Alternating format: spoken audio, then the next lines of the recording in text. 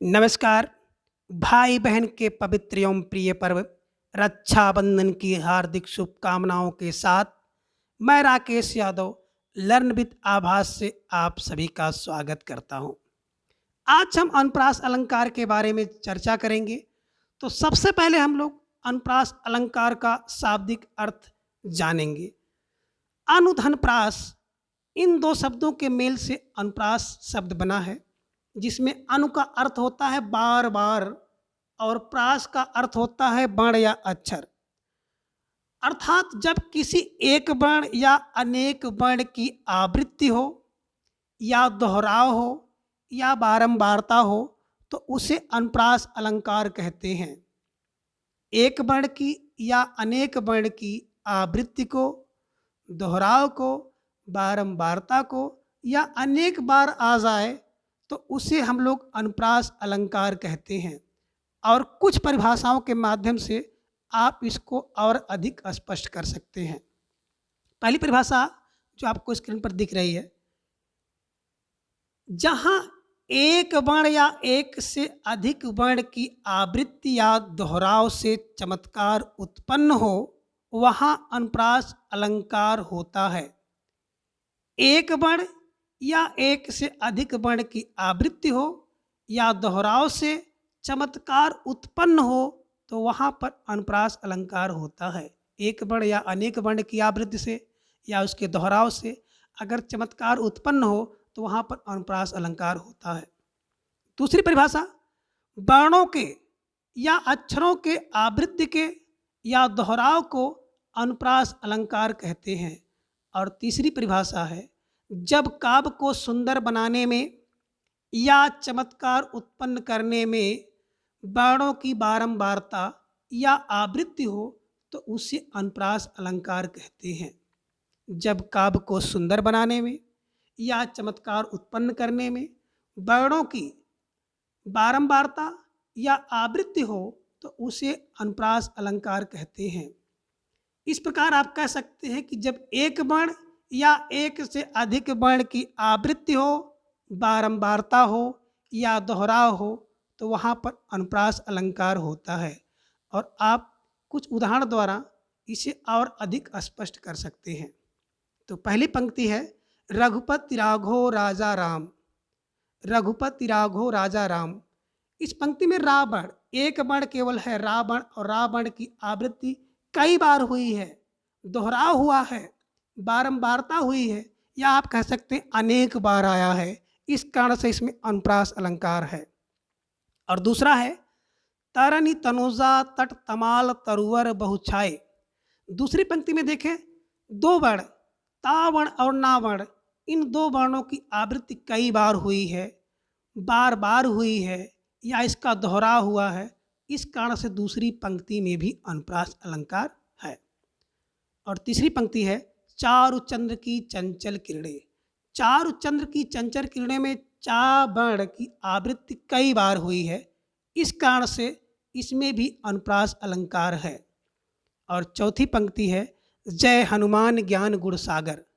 जय हनुमान ज्ञान गुण सागर में ना वर्ण कई बार आवृत्ति हुई है, इसकी बारंबारता हुई है, दोहराव हुआ है या अनेक बार आया है, इस कारण से इसमें भी अनुप्रास अलंकार है। और पांचवी पंक्ति है, सेवक सचिव सुमंत बुलाए। सेवक सचिव सुमंत बुलाए में सा वर्ण की आवृत्ति है, दोहराव है, बारंबारता है या अनेक बार आया है, इस कारण से इस पंक्ति में भी अनुप्रास अलंकार है। और बच्चे देखें, जो अनुप्रास अलंकार होता है, इस अनुप्रास अलंकार में आप प्राय एक ही पंक्ति में आपको अलंकार देखने को मिल जाता है।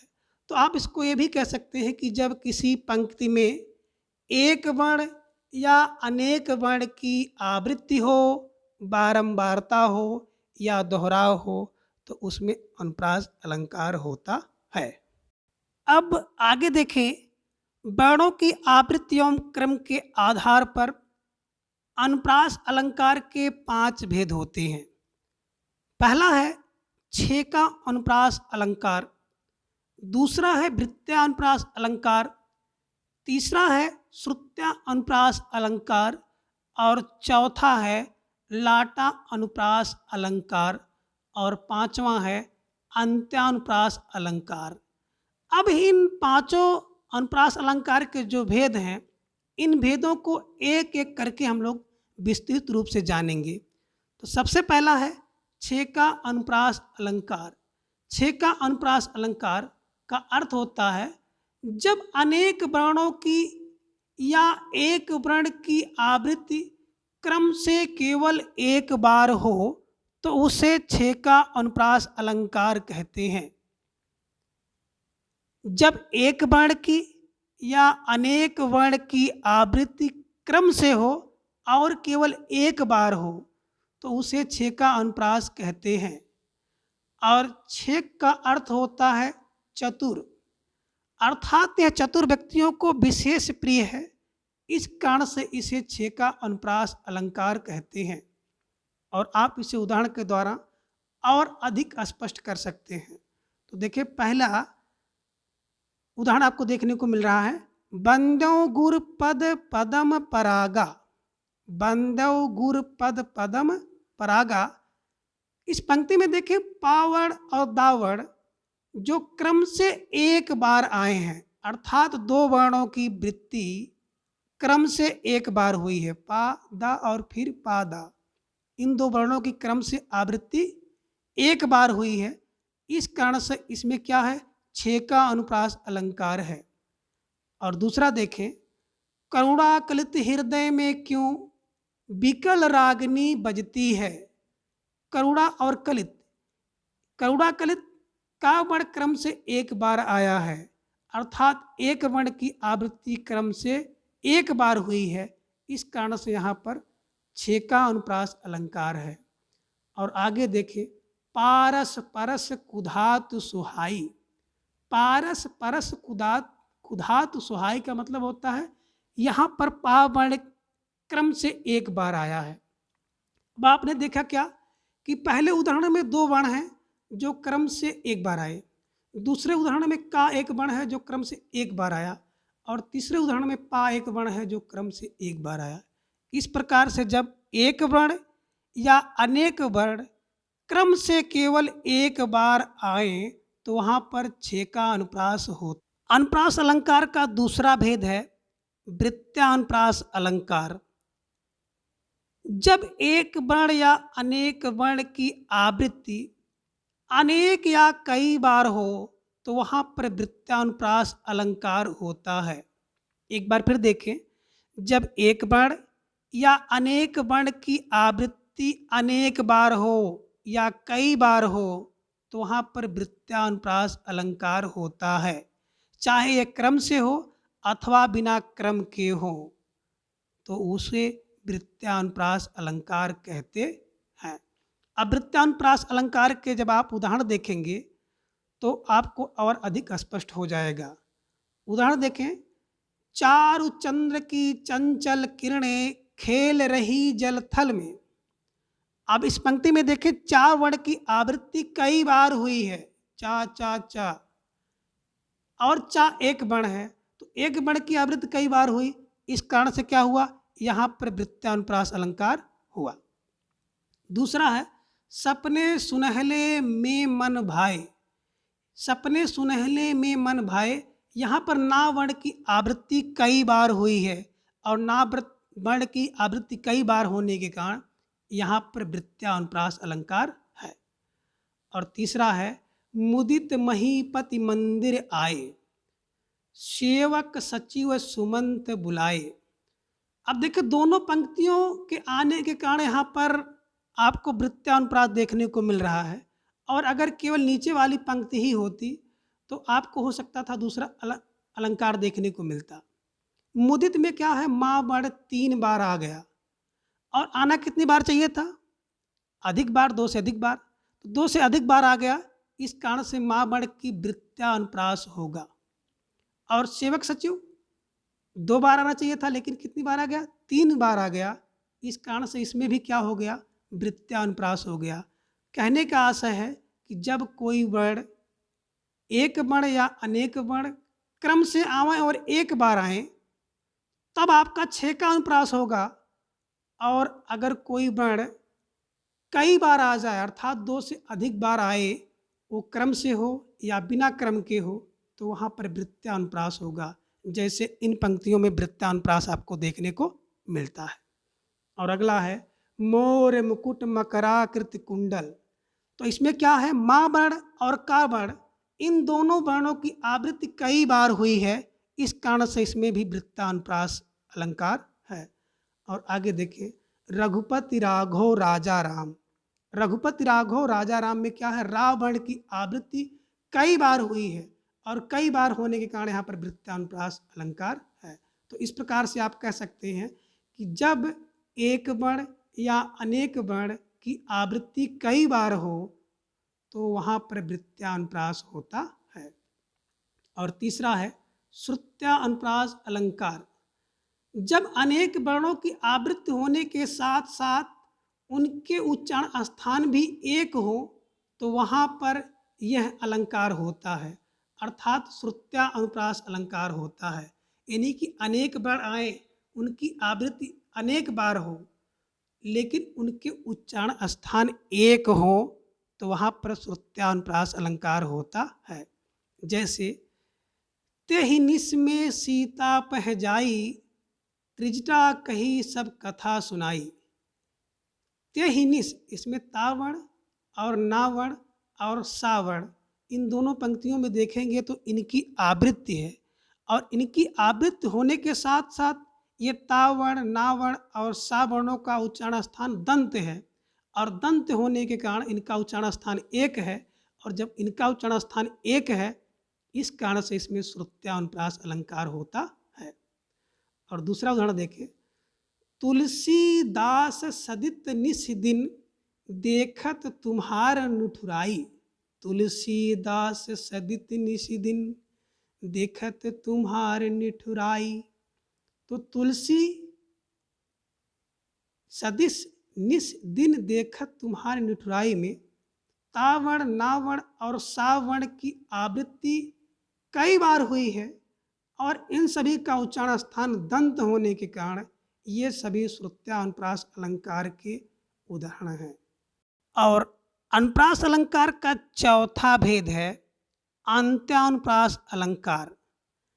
जब किसी पंक्ति के दोनों चरण या दोनों पादों के अंत में स्वर या व्यंजन वर्ण की समानता हो तो वहाँ पर अंत्यानुप्रास अलंकार होता है। अर्थात आप कह सकते हैं कि जब दोनों पंक्तियाँ या दो से अधिक पंक्तियों के अंतिम वर्ण, एक वर्ण या दो वर्ण या तीन वर्ण जो अंतिम हो वो सब समान हो या एक ही हो, या अंतिम वर्ण की ही आवृत्ति हो, या अंतिम वर्ण ही सभी पंक्तियों में आया हो, तो वहाँ पर अंत्यानुप्रास अलंकार होता है। जैसा कि आपको इसके नाम से ही पता हो जाता है कि अंत्यानुप्रास अर्थात अंतिम वर्ण की प्रास माने वर्ण की अनुमाने बारंबारता, अर्थात जब अंतिम वर्ण बार बार आए तो वहाँ पर अंत्यानुप्रास अलंकार होता है। जैसे मेरे मन के मीत मनोहर, तुम हो प्रिवर मेरे सहचर। इन दोनों पंक्तियों में रा अंतिम वर्ण है और रा अंतिम वर्ण की आवृत्ति दोनों पंक्तियों में है, इस कारण से यहाँ पर अंत्यानुप्रास अलंकार है। और दूसरा है मृदुपद मृदु मंजुल अंजन, नयन अमय दृग दोष विभंजन। मृदुपद मृदु मंजुल अंजन, नयन अमीय दृग दोष विभंजन। दोनों पंक्तियों में जा और ना, इन दो वर्णों की आवृत्ति है। जा वर्ण और ना वर्ण दोनों पंक्तियों में क्या है, आए हुए हैं, या दोनों की आवृत्ति है, बारंबारता है या दोहराव है, इस कारण से इन दोनों पंक्तियों में भी अंत्यानुप्रास अलंकार है। और अगला देखिए, अनुप्रास अलंकार का पांचवा और अंतिम भेद होता है लाटानुप्रास अलंकार। लाट धन अनुप्रास इन दो शब्दों के योग से बना है, जिसमें लाट का अर्थ होता है समूह, अर्थात पूरी पंक्ति की ही आवृत्ति होती है, केवल एक आध शब्द को छोड़ दिया जाता है या किसी कामा को इधर उधर कर दिया जाता है। बस आप कह सकते हैं कि जब पूरी पंक्ति की आवृत्ति होती है तो वहाँ पर लाटा अनुप्रास अलंकार होता है। अर्थात जब शब्दों या वाक्यों की आवृत्ति हो तथा अर्थ भी एक हो, केवल अन्यों करने पर अर्थ बदलता है, तो वहाँ पर लाटा अनुप्रास होता है। या मोटे शब्दों में आप कह सकते हैं कि पूरी पंक्ति की ही आवृत्ति हो जाए, बारंबारता हो जाए या दोहरा हो जाए, तो वहाँ पर लाटा अनुप्रास अलंकार होता है। जैसे पूत सपीत तो क्यों धन संचय और पूत कपूत तो क्यों धन संचय। अब देखिए पूरी पंक्ति की ही आवृत्ति है। जो पंक्ति पहली है पूत कप सपूत तो क्यों धन संचय, और दूसरी पंक्ति में केवल सपूत के स्थान पर कपूत कर दिया गया है, तो हो गया पूत कपूत तो क्यों धन संचय। अर्थात पूरी पंक्ति की ही आवृत्ति हो गई है या दोहरा हो गया है, इस कारण से यहाँ पर लाटा अनुप्रास अलंकार है। और दूसरा उदाहरण देखें, पराधीन जो जन नहीं स्वर्ग नरकता हेतु, पराधीन जो जन नहीं स्वर्ग नरकता है। अब देखिए पहली पंक्ति क्या है, पराधीन जो जन नहीं स्वर्ग नरकता हेतु, और पराधीन जो जन नहीं स्वर्ग नरकता हेतु। केवल अंतर क्या हो, कामा का अंतर है। पहली पंक्ति में कामा जो है जन के बाद लगा है, और दूसरी पंक्ति बिल्कुल उसी का आवृत्ति है, उसी का दोहराव है, उसी की बारंबारता है, उसमें नहीं के बाद कामा लगा दिया है, और इससे उसका अर्थ बदल जाता है अन्यों करने पर। तो जब किसी पंक्ति का दोहराव हो जाए, पंक्ति की आवृत्ति हो जाए, तो वहाँ पर क्या होता है, लाटा अनुप्रास अलंकार होता है। और अगला देखें, एक छोटा सा उदाहरण मिलता है, लड़का तो लड़का ही है। लड़का तो लड़का ही है, केवल अन्यों करने पर इसका अर्थ बदलता है, इस कारण से इसमें भी लाटा अनुप्रास अलंकार होता है। अर्थात लड़का शब्द और लड़का शब्द की ही बार बार आवृत्ति हो गई, दोनों के अर्थ में कोई चेंज नहीं है, अन्यों करने पर इनका अर्थ बदलता है, इस कारण से यहाँ पर लाटा अनुप्रास अलंकार होता है। तो एक बार देखें, पूरे जितने भी अलंकार हैं उन सभी अलंकारों की चर्चा हम लोग कर लेते हैं कि सब में थोड़ा थोड़ा अंतर क्या है। देखिए बच्चों, जो पहला आपको अनुप्रास अलंकार का भेद है, छेका का अनुप्रास अलंकार। छेका का अनुप्रास अलंकार में क्या होता है, एक वर्ण या अनेक वर्ण की आवृत्ति केवल एक बार होती है, इस कारण से उसे छेका का अनुप्रास कहते हैं। जैसा कि नाम से ही स्पष्ट हो जा रहा है, छेक माने एक बार क्या हो, अनुप्रास हो अर्थात वृत्ति हो। जब एक या एक से अधिक वर्ण की आवृत्ति केवल एक बार हो तो वहाँ पर छेका अनुप्रास अलंकार। दूसरा है वृत्त्यानुप्रास, जब एक या एक से अधिक वर्णों की आवृत्ति अधिक बार हो, कई बार हो, बारंबार हो, तो वहाँ पे कहते हैं वृत्त्यानुप्रास। और तीसरा है श्रुत्यानुप्रास अलंकार, जब कई वर्णों की आवृत्ति कई बार हो लेकिन उनके उच्चारण स्थान एक हो, तो वहाँ पर श्रुत्यानुप्रास अलंकार होता है। और चौथा है लाटा अनुप्रास अलंकार, अर्थात जब पूरी पंक्ति की ही आवृत्ति हो जाए, पूरा पंक्ति ही दोहरा हो जाए, केवल अन्यों करने पर उसका अर्थ बदले, तो उसे हम लोग कहते हैं लाटा अनुप्रास। और लाटा अनुप्रास का अर्थ ही होता है समूह। और पांचवा है अंत्यानुप्रास अलंकार। अंत्यानुप्रास का मतलब होता है अंतिम, अंतिम दोनों पंक्ति की या तीनों पंक्ति की या सभी पंक्ति की अंतिम जो वर्ण होते हैं, एक दो या तीन वर्ण जो भी अंतिम वर्ण है, वो अंतिम वर्ण में की अगर बारंबारता हो, अंतिम वर्ण का दोहराव हो या अंतिम वर्ण ही आए, तो वहाँ पर कहते हैं कि अंत्यानुप्रास अलंकार। तो बच्चों, आज की क्लास में हम लोगों ने अनुप्रास अलंकार का अर्थ, उसके उदाहरण के साथ साथ उसके सभी भेदों के बारे में चर्चा किया। तो आज की क्लास में बस इतना। अगली क्लास में फिर हम लोग किसी दूसरे अलंकार पर चर्चा करेंगे। तब तक के लिए थैंक्स फॉर वॉचिंग।